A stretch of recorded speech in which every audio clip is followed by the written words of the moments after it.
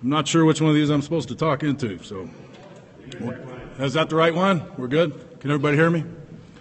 Okay. Exciting day for us here at UTEP. I want to introduce 3 new coaches. I know you all have a press release right now stating that Ken Flagel is the defensive coordinator. Just know this, Ken was just offered a job with the Philadelphia Eagles this morning while he was here. And here's my view on it. Ken is a dear friend of mine, somebody that I respect, and he's got an opportunity to fulfill his NFL retirement, and I'm certainly not going to be the guy that stands in the way of that happening. I'm very happy for him and excited for him. Just know this, I have a plan in place. I have a backup plan. I've had one all along. We'll be interviewing defensive coordinators throughout the weekend and hopefully have somebody in place by Monday out of that list. Okay? But this day is about the 3 guys that are here with me right now. And I just want to tell you, these are all excellent football coaches, but more importantly, excellent people with excellent families and people that will add to our program where we want to go. If you talk about all 3 of them, these 3 guys right here add 79 years of coaching experience at the collegiate level. All 3 have coordinators experience at the collegiate level, the Division I level. They've been to 14 bowl games, 2 Grey Cups in the CFL, and 1 national championship at the FCS level. They've coordinated in the CFL, the Big 12, the SEC, the ACC, Mountain West, Conference USA, and the AAC. They've got a lot of experience throughout the country. The first coach I'm going to introduce is Brent Pease. He's going to be the offensive coordinator. He's going to work with the quarterbacks. He's got 25 years of coaching experience, 13 of those years as an offensive coordinator at the Division I level. He's been a coordinator at Boise State, where I had the opportunity to work with Brent. He's a good friend of mine. We got to know each other pretty well that first 3 months. We both were there and lived together for 3 months while we waited for our families to arrive, and really got to know him as a person and as a coach. He's an outstanding football coach. He's also coordinated at the University of Montana, where they won a national championship when he was a coach there. He's been a coordinator at Baylor. He's been a coordinator at Kentucky in the SEC and Florida in the SEC. His Florida team went to the Sugar Bowl his first year there as a coordinator. He played in the NFL with the Houston Oilers. He backed up a guy, I think you guys will recognize his name, Warren Moon, and learned a lot in that avenue. He coached on 2 undefeated teams at Boise State that both played in the Fiesta Bowl and beat Oklahoma and beat TCU. He coached Kellen Moore, the quarterback at Boise State, that still holds this record. I don't know if it'll ever be broken. 50 wins as a quarterback at Boise State. His record at Boise State was 50-3 while Coach Pease was coaching him. He's going to recruit the Phoenix area for us. He's going to recruit Dallas for us, and also East Texas. The next coach I'm going to introduce is Don Yanowsky, seated here next to me. Don is going to be the assistant special teams coordinator. He's also going to coach linebackers for us. He's got 35 years experience, 4 of those being in the CFL, where Don's coming from. He just came from the Ottawa team that just played in the Grey Cup just recently. He's got 10 years as a recruiting coordinator. Don's been to 6 bowl games as a football coach at the Division I level. Has been to 2 Grey Cups in the CFL, 1 with Calgary, 1 with Ottawa. How about this for experience, and how about this for versatility? He's coached on the offensive line. He's coached running backs. He's coached tight ends. He's coached defensive line, and he's coached linebackers. He's been a special teams coordinator, and he's been a recruiting coordinator at LSU, Utah, Memphis. He's also coached at Arkansas State, Minnesota, East Carolina, Duke, Boston College, and as I mentioned, Calgary and Ottawa. And I thought I moved around a lot. You've moved around a lot more than I have. He's going to recruit Chicago, where he's from, Houston, and Northern California JCs. And I'll just say this. When Mike Tomlin gives you a personal call to recommend somebody highly, you listen. And he recommended him as high as I've ever had a coach recommended. The other coach I want to introduce today is Theron Aych. He's going to coach our wide receivers. He has 19 years experience in coaching. He just came from the NCAA Coaches Convention, where he was a finalist for the 2015 AFCA Assistant Coach of the Year. He was the offensive coordinator at Angelo State. His offense was ranked number 1 in the country. They averaged 560 yards a game, and they set school records for passing yards, total yards, and points per game. He's coached at the University of Houston. He's coached at the University of Washington and Central Missouri. And Theron is going to recruit Houston for us. Okay? These are 3 outstanding coaches with a lot of experience, quality people, and I know everybody in this room, since we're all family, will get a chance to meet and interact with these guys, and I think you'll be pleasantly surprised and pleased. I'm excited about this. Again, by early week next week, I hope to have our entire staff in place.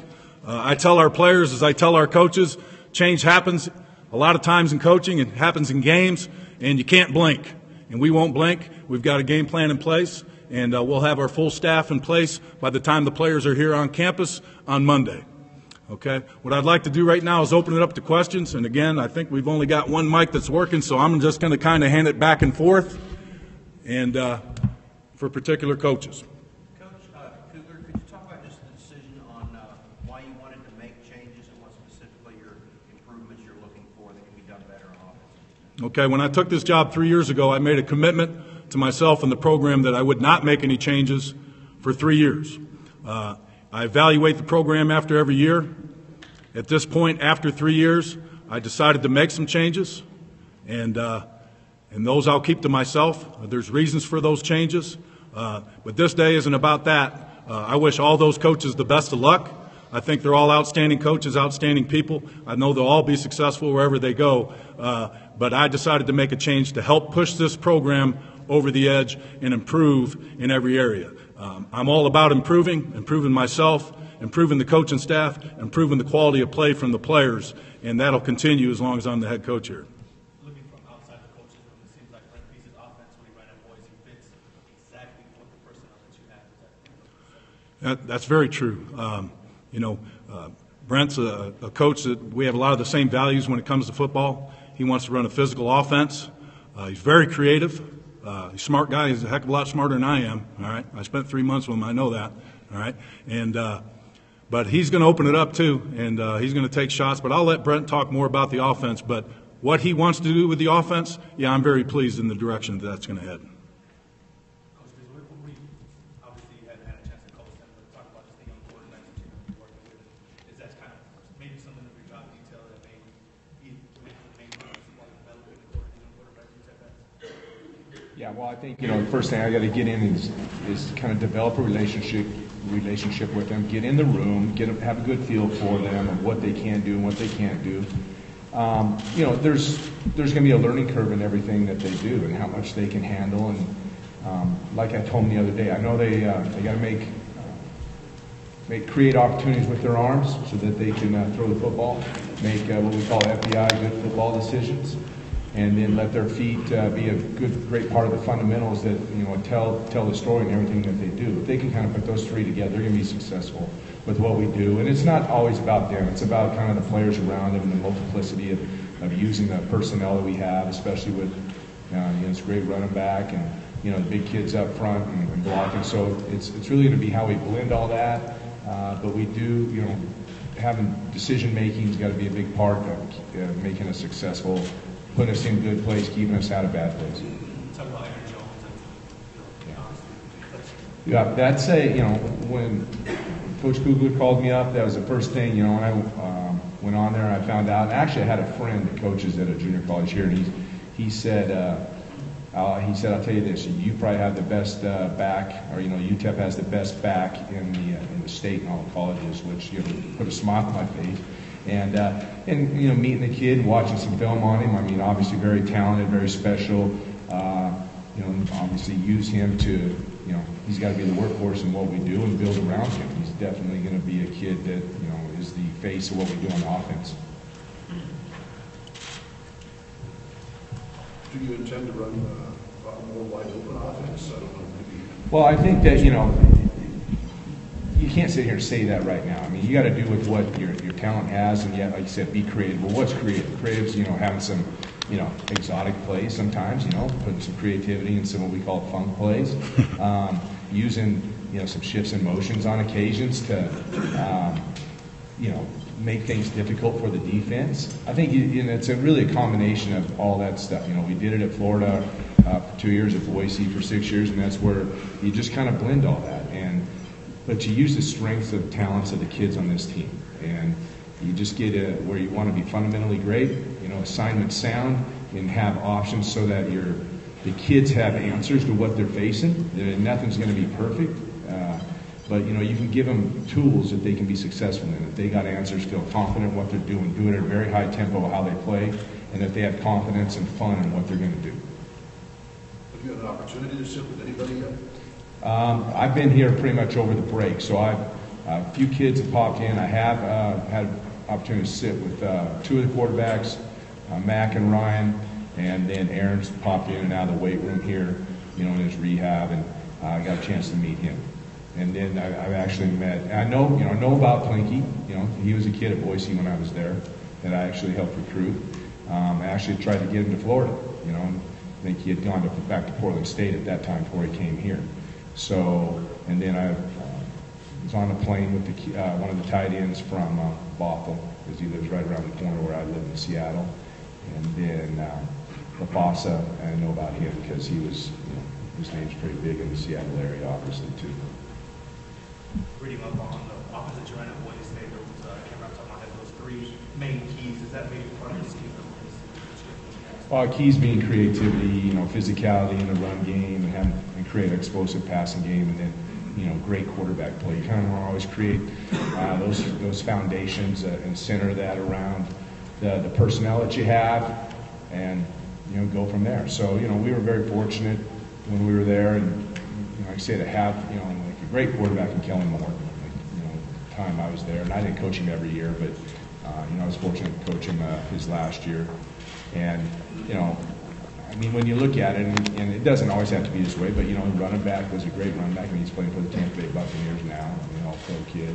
And, some very good complement of wide receivers and what we did with, some talented kids up front, too, that just had good work ethic, and they understood the scheme, and the scheme wasn't, overly hard in a way, but they knew how to execute, and they were assignment sound every day. They're fundamentally great, and that's how they worked every day in practice, and it carried over to games. Thanks. So I believe at San Jose State you ran air raid, correct? It's been misinterpreted as air raid. Probably more, I would call it more power spread offense, which was great for me personally when I got the call from Coach Kugler and Coach Pease, because philosophically everything that I've ever tried to do really lines up with what they want to do as far as being physical and run game, like the coach has said, being able to attack the pass game too as well. So even though we did it maybe with a little different personnel package, it's literally the exact same offense as what we've been talking about since we've been here. It's not the same thing with the running back there, Jones, and quarterbacks who have a nice returning group coming. Any guys that maybe have stepped out in the film that you watched? I had a chance to watch a little bit. Just really, trying to get to know some of the guys on a personal level. So obviously, a couple of guys have popped in too as well since I've been here. So I'm looking forward to just kind of really spending some more time with a couple of guys, getting to know them, and kind of letting them get a chance to get a feel for what my philosophy is going to be as far as in the meeting rooms, and obviously eventually when we get to the field. Coach Yanowsky, can you talk a little bit about how much you got to watch film, and talk a little bit about how one player probably should have been all about this. What do you think about him and outside your work? Well, I think number 16 is a pretty good player, Mr. Jones, and good players make you a good coach real fast. So I'm excited to have that opportunity. And I've watched a little bit of film, just haven't been here a few days, and we're going to find out what these other guys can do, and let them go do it, let them play fast and have some fun, and then I'll be a good coach. This might be premature without a coordinator, but is there a feeling for what kind of scheme you guys are running next year? Or is that completely up in the air until Monday? I think Coach has some ideas and people that he's talking to, but sometimes I think scheme's important, but what scheme?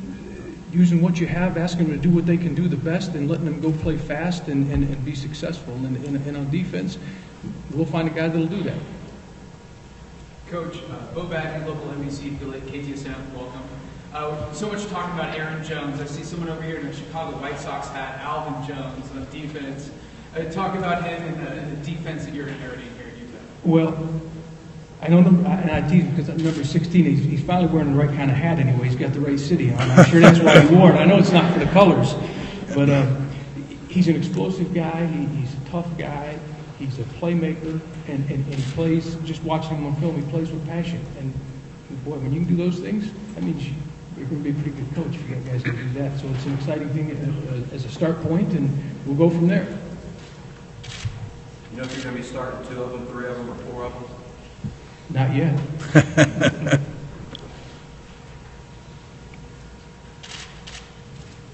So the recruiting philosophies change as far as what you're looking to do or what you have now with the new offense and philosophy of your defense, or pretty much the same thing that you guys do?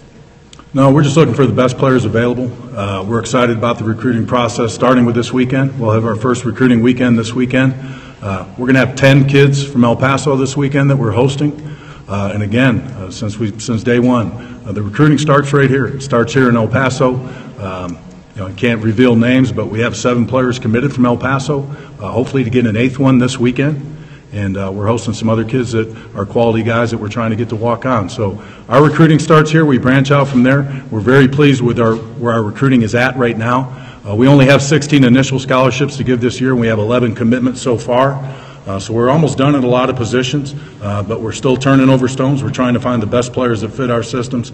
And but more importantly than that, we're trying to find kids with great character, kids that have a burning desire to get a degree. And it's not always about necessarily fitting a peg into a system. It's more about getting the right kids. And if you get enough of the right type of kids, you're going to be successful regardless of what system you run. Coach, another big fear is when you have coordinator turnover that the kids have built relationships, the recruits build relationships with those coordinators. Did you see any of that? Kids kind of heading in a different direction? I haven't, because there hasn't been a kid on campus yet, but certainly change, you can view it 2 different ways. You can be scared by change. Obviously I'm not, because I'm hiring new coordinators on both sides of the ball. Or you can embrace change and accept change, and change can be good. I view it that it's going to be good. I view it that the kids will embrace it, because we do have good kids in our program, and I know they're going to work their tails off and do everything they can to make whatever system we use successful on both sides of the ball. And again, we brought in 3 quality coaches with a lot of great experience, with a lot of great ideas and creativity, but more importantly than that, just like with recruiting players, they're great people. So I've never been more excited as a coach heading into a season. We still got some more work to do as far as getting a defensive coordinator here, but again, that'll be soon, because we do have a plan in place. Looking on the offensive side of the ball, how important was it when you were interviewing offensive coordinators developing the 2 guys who were freshmen last year, Metz and Johnson? Well, quarterback development was huge, because I do think we have 3 very quality quarterbacks, all of who started for us last year at different times due to injuries. But again, the development of those guys at that position and handling that position the proper way is really what led me to bring Coach Pease in, because I know, and I've seen it firsthand, how he develops quarterbacks. I've seen firsthand how he handles the players. He's very demanding. He's a great teacher, and I know that he's going to get this offense on track, and I'm excited about that. Coaches from right to left, from your right to left, talk about what brought you to UTEP and what you think of Coach Kugler. Why are you doing this?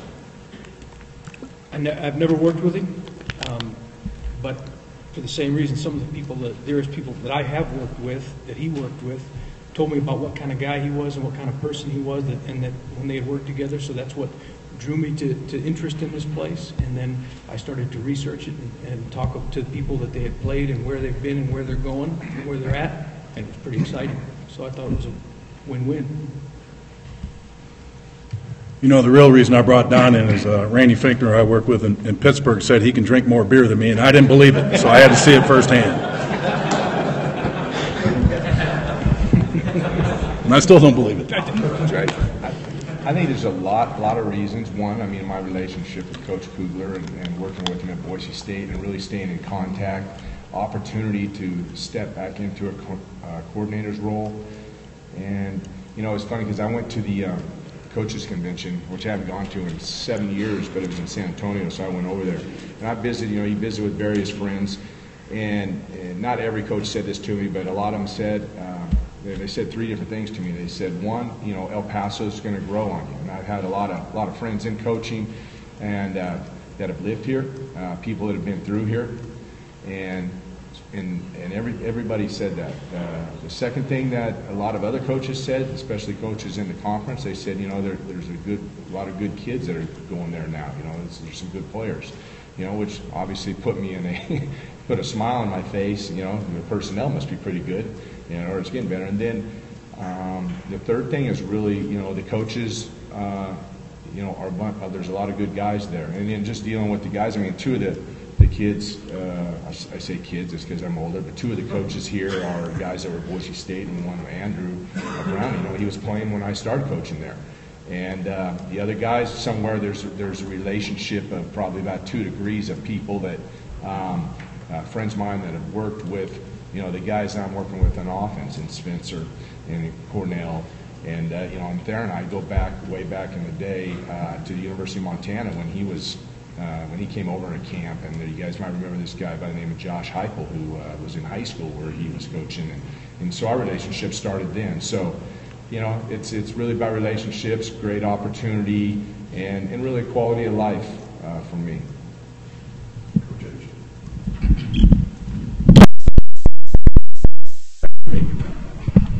You got good hands. Yeah. He's quarterback receiver coach. For me, similar. I've not had a chance to personally work with Coach Kugler yet, but first time I met him was 15 years ago. Again, similar at a camp, and from what I've known of his career, how he's come through here as a player, grad assistant coach, and now head coach. I mean, obviously that's an opportunity that's very rare to see a guy that has an outstanding career like that be able to work for him. Same thing with the relationships I had with Coach Pease, as he said. Cornell Jackson, he and I coached together. This is my 3rd stop with him. Just as Coach said a minute ago, when I started researching, even though I lived in San Angelo, I knew a little bit about the program as an outsider's perspective. But when I saw some of the things that were going on and how he did things, it was a no-brainer for me. So, so it's an exciting opportunity, and I'm definitely looking forward to plugging in here. Sean, if you could talk a little bit about the evaluation of the coaches this past season. This is the first really opportunity for you to change some of the members on your staff since you've been here, and just how tough the process was for you as you kind of. Well, I don't want to go too much in detail with that, but just know this: any change is bigger than them, it's bigger than the players. The program is the most important thing, and I really felt there needed to be a change of direction in a few avenues. And again, I respect all those coaches. I know they're going to all be successful, and I wish all of them luck. And I'm, very thankful for what they did while they were here. But a change was necessary, and a change was made, and I'm excited about the direction that we're moving in the future. Anybody else? All right, thank you guys for showing. And again, when we do hire a defensive coordinator, we'll alert all of you and have another little press conference.